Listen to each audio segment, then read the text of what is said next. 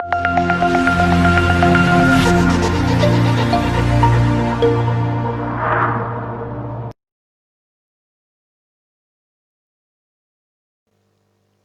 everyone, welcome to this lecture number 3 of Unit 5 Flexible Manufacturing System.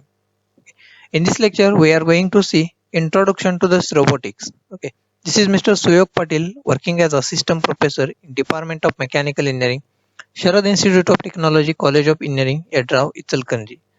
Today we are going to see this robotics. What is mean by robotics? What are the different drives used in the robotics? Okay, the sensors used in the robotics. That part we will cover in this lecture.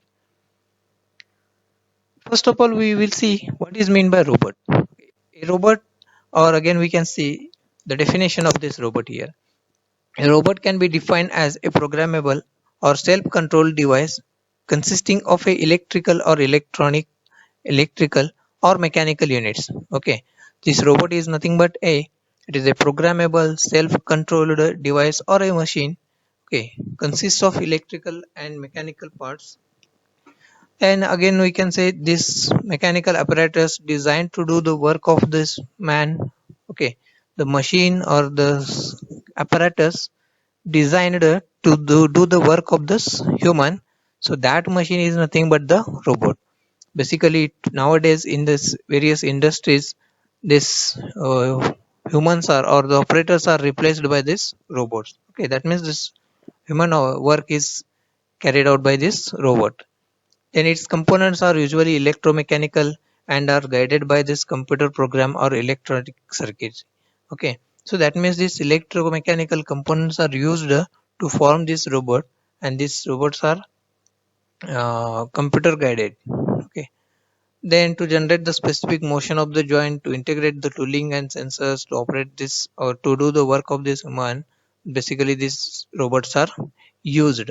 Okay, these are the functions of the robots. Now here we can see these are some of the images or some of the figures of these robots. Okay, so this is the automobile, or we can say the mobile vehicle type robots. Okay, the human robot which is used to do the work of the human. Okay, so again it is a kind of the human robot. Arms are used here. So this is the pick and place type of these robots used in the various industries. Okay, these are the some images. Then degrees of freedom. Okay, so again this various degrees of freedoms are required in these robots. So this degrees of freedom is a of a rigid body is nothing but the number of independent movements it has. Okay, the machine or the robot, the independent movements it has, number of independent movements. So that number of independent movements are nothing but the degrees of freedom of that rigid body or of that machine or of that robot. Then again, higher number of degrees of freedom indicates the increased flexibility of the positioning of the tool. Okay, in case of this robots, if it has a high number of degrees of freedom, that means it is very flexible. Okay, very flexible. Flexibility of this robot is higher. For each degree of freedom, a joint is required. So here we can say for up and down, or for left, right, or for forward and backward. Then again, rotational degrees of freedoms are will be there. Okay, for each degrees of freedom, one separate joint is required, and the degrees of freedom located in the arm defines the configuration. Okay, there are different configurations in this robot. So each degrees of freedom defines a separate configuration as well as. Then total number of 6 degrees of freedom is needed to locate a robot hand at any point in its workplace. Okay, total 6 number of degrees of freedoms will be there, and these 6 number of degrees of freedoms are needed to locate a robot's hand. So these are the degrees of freedom of a robot. Then next point it is robot configuration. Okay, so as this robot configuration is related with this degrees of freedom. So basically the robot manipulator has two parts. Okay, one it is called as body and arm assembly with the 3 degrees of freedom, and second one it is nothing but the wrist assembly with 2 degrees of freedom. Okay, so these are the two main parts of these robots, and based on this, again, this degrees of number of degrees of freedom and this robot configuration is related.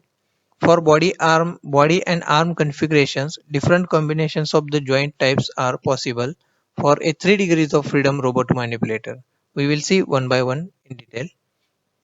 So this is nothing but the robotic arm configuration, in which the first kind type is Cartesian coordinate system. Okay.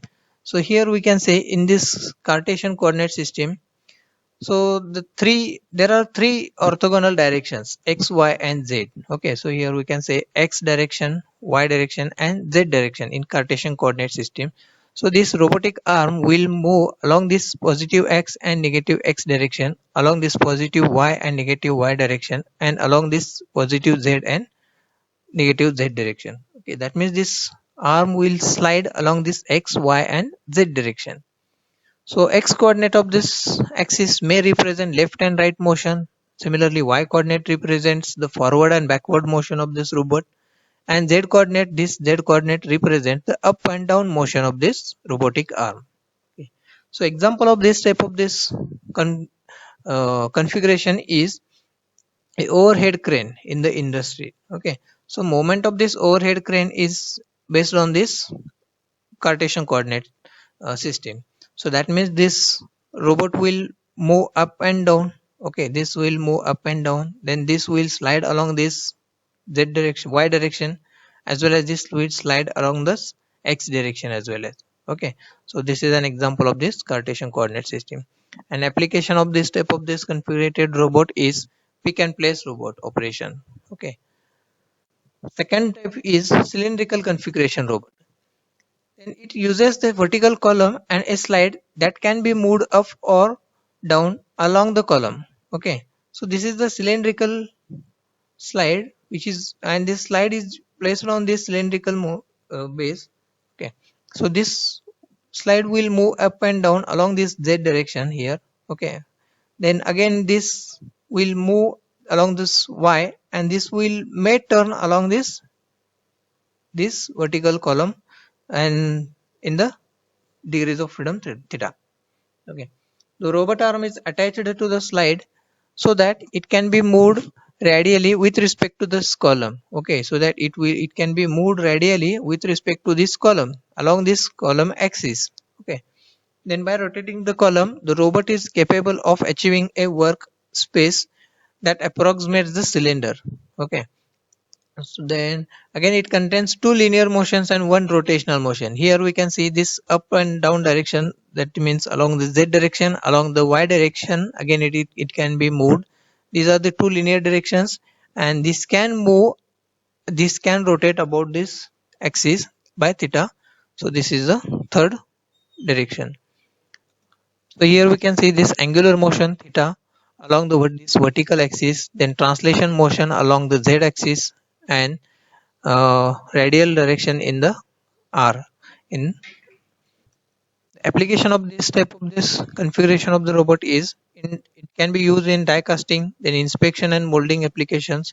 This type of the robots are used. Third type is it is polar configuration robot.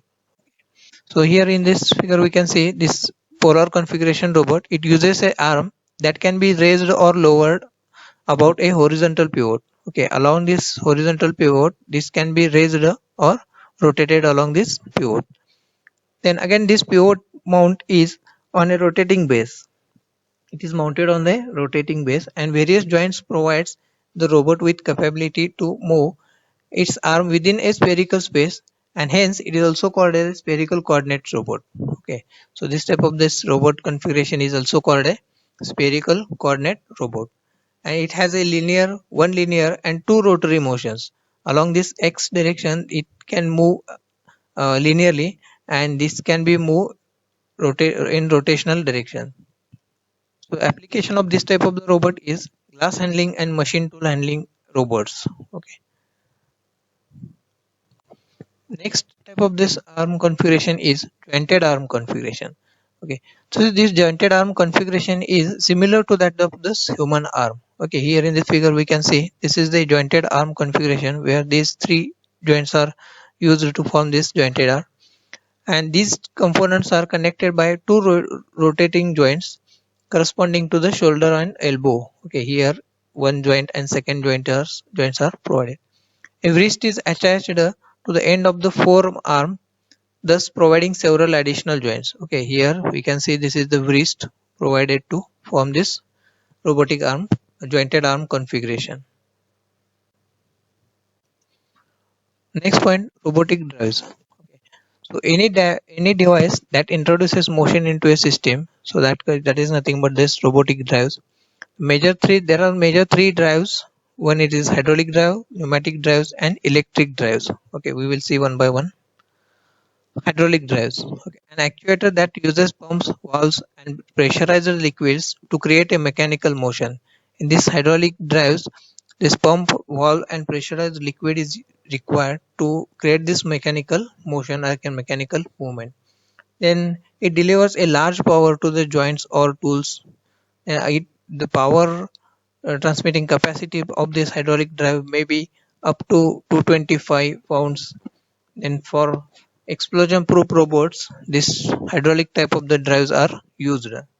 The, again this type of this drive has a higher cost. Then again it requires pump, reservoir and valves. Then for higher pressure work, so again it introduces some cost. Then application of this type of this drive is in spray painting, then welding, spot welding, then handling heavy forging and die casting operations. This type of the hydraulic drive robots are used. Second type is pneumatic drives, an actuator that uses pressurized air to create a mechanical motion in case of this pneumatic drives. Then it is least expensive because this air is very or conveniently available in this air. Okay, then again it uses air, so it is least expensive. The components are easily available. Then the payload capacity of this pneumatic type of the drive is up to 5 pounds. Okay, less capacity and speed is very high in pneumatic drives. The air pressure is approximately 90 psi in case of this pneumatic drives. Here in this figure we can see, so the pick and place type of the robots are the in this pick and place type of the robots, these pneumatic drives are basically used. Application is pick and place robot. In electric drives, an actuator that uses electricity to create a mechanical motion. Here we can see the more precise and more accurate. This type of the drives are more precise and more accurate because it has a less number of these moving components. Then again can be programmed or complicated paths motion. These electrical drives are used where these complicated path motions are required.